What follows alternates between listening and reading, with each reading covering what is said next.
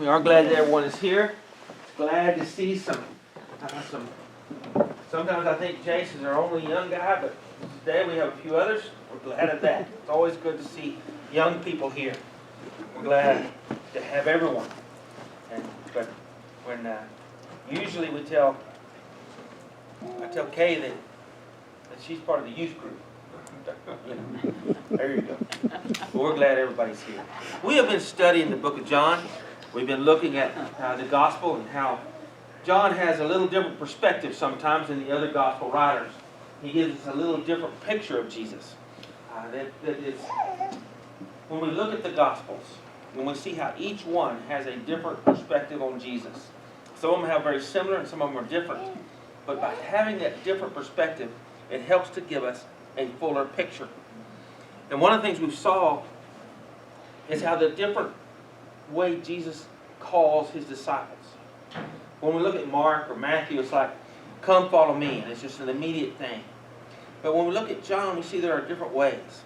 We see that sometimes it is a direct call, come follow me. That's the way Jesus calls Philip. But sometimes it is that someone else goes and gets somebody and brings them to Jesus. Like Philip bringing Nathanael to Jesus. Or sometimes it is John the Baptist directing people to Jesus. As we see Andrew and his unnamed disciple that followed Jesus because John the Baptist told them, there he is. And sometimes we see that it looks like an insignificant thing, this unnamed disciple that follows Jesus. And many times in John, there are these things that seem to be inconsequential. But in reality, the significance is very important. That we see very significant things which may appear to be insignificant. But when we see, as we left off last week, Jesus has told Nathanael, come and see, and if you come, you will see great things. And immediately, the very next chapter, we go into a miracle story, and Jesus shows great things to his disciples. But there is a difference between what we have in John and some of the other Gospels.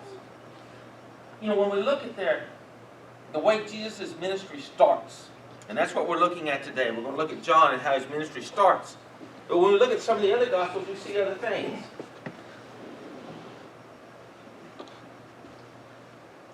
Then here in Mark, the first thing we have, when Jesus begins his ministry, we have this casting out of a demon. What have you to do with us, Jesus of Nazareth? Have you come to destroy us? I know you who you are, the Holy One of God. But Jesus rebuked him, saying, be silent and come out of him. Yet here Jesus is casting a demon out of a man. He's just come out of the wilderness where the Spirit drove him. The Spirit drove Jesus into the wilderness. And when he comes out, he begins his ministry, and he casts a demon out. And then when we look at Matthew, is that after he comes out of being tempted by the devil in the wilderness, he went throughout all Galilee, teaching in their synagogues and proclaiming the gospel of the kingdom and healing every disease and every affliction among the people. That Jesus comes out and he's healing them and he's teaching them. And we see in Matthew the first thing we have is the Sermon on the Mount, where Jesus says over and over, you have heard it said, but I say. The foundational sermon of much of Christianity. That's the first thing that happens in Matthew. And when we look at Luke, that when he comes out of the wilderness, he goes home to Nazareth. And he preaches a sermon. And he announces his ministry to the people. But in his sermon, after it's over, his hometown says, when they heard these things, all in the synagogue were filled with wrath. And they rose up and drove him out of the town and brought him to the brow of a hill on which their town was built, so that they could throw him down the cliff. So this is a member of their community that when he preaches to them, they want to throw him off the cliff. And what he said that was so offensive to them was that the gospel was for everyone. And they didn't like that. And that's something I think we can remember today, that the gospel is for everyone. Not just those that look like us or think like us or live in our community. But the gospel is for everyone. And when Jesus made that proclamation, his hometown wanted to throw him off the cliff. But we want to remember that it's still for everyone. But in John, we don't have a real dramatic thing. We don't have Jesus being nearly thrown off the cliff. We don't have him casting a demon out or healing a bunch of diseases. What we have in John to begin his ministry is he goes to a wedding. And I think that is a different perspective. That's where we're going to be today. We're going to be in John chapter 2, and we're going to read 1 through 12. And we're going to see about the wedding at Cana. On the third day, there was a wedding at Cana in Galilee. And the mother of Jesus was there. Jesus also was invited to the wedding with his disciples. When the wine ran out, the mother of Jesus said to him, "They have no wine." And Jesus said to her, "Woman, what does this have to do with me? My hour has not yet come." His mother said to the servants, "Do whatever he tells you." Now there were 6 stone water jars there for the Jewish rites of purification, each holding 20 or 30 gallons. Jesus said to the servants, "Fill the jars with water," and they filled them up to the brim. And he said to them, "Now draw some out and take it to the master of the feast." So they took it. When the master of the feast tasted the water, now become wine, he did not know where it came from, though the servants who had drawn the water knew. The master of the feast called the bridegroom and said to him, "Everyone serves the good wine first, and when people have drunk freely, then the poor wine.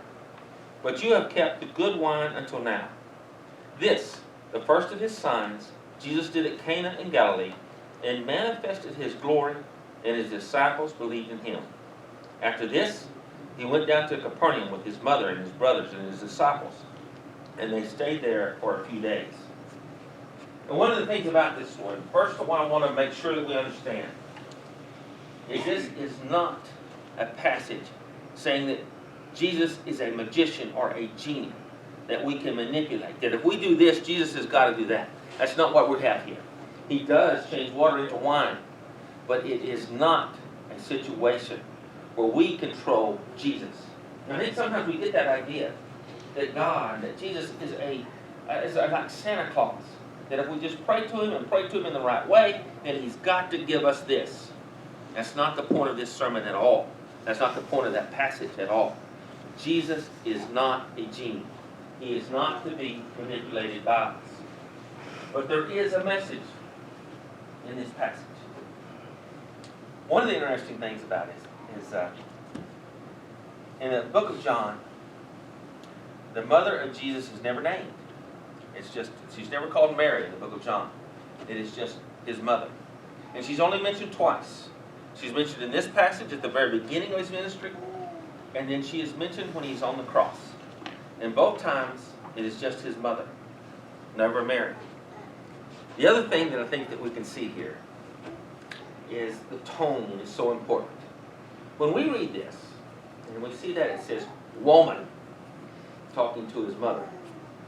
First thing Blackie has said, we want to know that if I never referred to my mother as woman, the only miracle would be if I survived. Because my father would have hit me upside the head with a shovel. And I don't think that's not what we have here. We look at that as a very rude tone. I think that's just a matter of translation. Is that Jesus is speaking to his mother very respectfully, but over time, as it comes out as woman, that doesn't work for us. But it was a very respectful way of addressing your mother at that time. He's not being disrespectful at all. He's just speaking to her. When we read this passage, there are so many questions that come to mind. And John doesn't answer them. Wouldn't you like, how, the Mary, do you know? Well, how does Mary know that he's going to take care of this? We don't know. It doesn't tell us. What is to happen with Jesus all the time growing up? John doesn't tell us. It's just that Mary says they've run out of wine. And what does Jesus say? Basically, he says they should have hired a better wedding planner. That's not my problem. That's their problem. They should have hired done a better job of planning. And Mary ignores that and says to the servants, "Do whatever he tells you." Again, I think there's so many questions that we want answered there that aren't. And then we have those verses right there, beginning in verse 6, that just seem so insignificant is that Jesus tells us, or the gospel writer tells us, that there are these 6 stone jars, that they are for purification rites, that they hold between 20 and 30 gallons. Can you imagine that? One thing that we have here is between 120 and 180 gallons of wine. That's a lot of wine. Let's not overlook that. But they seem insignificant, these little facts, these little tidbits. But they're not insignificant when you look at it. When you look at the fact that these are for purification. These are the water jars that the people would come and they would bathe and they would wash so that they would be purified, so that they could go to a religious ceremony, particularly to go to the temple. Now I know the temple's not in Nazareth, I understand they're in Canaan, but they would purify themselves. And Jesus uses those jars. And I think that's something to show that we're not talking about ritualistic legalism. It's not the way to go. The washing of ourselves with water pursuant to some rules is not the way we reconcile ourselves to God. That when we see this, Jesus is giving us a message that maybe the way you reconciled yourself up to this point, you have heard it said, but I say, I am the way. That Jesus says that He is the way that people are reconciled to God. Not through the use of this purification water, but through Christ Himself. And when we talk about that 180 gallons or whatever it may be, it brings to mind, if you are a good Jewish boy, you're going to think about other scriptures where we have this abundance of wine. This is in Amos. Behold, the days are coming, declares the Lord, when the plowman should overtake the reaper, and the treader of grapes, him who sows the seed. The mountains shall drip sweet wine, and all the hills shall flow with it. I will restore the fortunes of my people Israel, and they shall rebuild the ruined cities and inhabit them. And they shall plant vineyards and drink their wine, and they shall make gardens and eat their fruit. And then we have in Joel, and in that day the mountains shall drip sweet wine, and the hills shall flow with milk, and all the stream beds of Judah shall flow with water, and the fountain shall come forth from the house of the Lord, and the water the valley of Shittim. And then in Isaiah, again we have, come, everyone who thirsts, come to the waters, and he who has no money, come and buy and eat. Come buy wine and milk without money and without price. In each of these passages, the prophet is talking about a reconciliation of the people to God. It is a restoration of Israel to God, or the people to God. And so when Jesus comes up with this 180 or 120 gallons of wine, it brings to mind that restoration. And one of the things that Jesus is telling us is that He is the restoration. This is not some insignificant fact. It is incredibly significant that the restoration of humankind to God comes through Jesus, through His blood. And remember that when we partake of the Lord's Supper, it is representative of Christ's blood on the cross. And that's the way we are reconciled to God. It is not insignificant. You know, another thing that we see is we have these details. I was saying that Mary said to the servants, do whatever He tells you. I don't know why they would obey Mary. Sometimes I think when we think about her, she's not even named here. It seems a little insignificant, that she's the mother, and she's at the wedding, and they've run out of wine. Now I got to tell you, if you're we've all been to weddings, and if they suddenly came and told us, if they told a man, let me rephrase that, they run out of cake and they run out of punch, it's time to go home. I mean, that's the only thing left there. It's time to go home. And I don't think men have changed all that much over the years. And when they run out, normally you would think it's time to go. But that's not what happens. They say, do whatever He tells you. And when we think of that statement, do whatever He tells you, and they did it. That seems a little insignificant, but it's not. I think that's one of the great lessons that we have here, is that do it. Do what he tells you. Because I think it indicates obedience. Obedience to Christ. And that's a lesson we can all learn from. Obedience to Christ. And when